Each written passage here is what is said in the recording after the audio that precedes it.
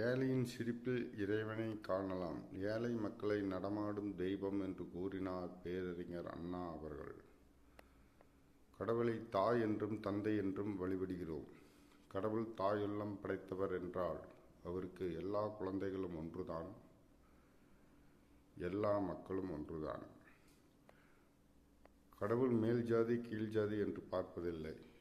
7 வயதில் தாயை இழந்தேன், அன்றிலிருந்து எனக்கு கடவுளே கதி. தாய்க்கு எல்லா குழந்தைகளும் சமம்தான், கடவுளுக்கு எல்லா மக்களும் சமம்தான்.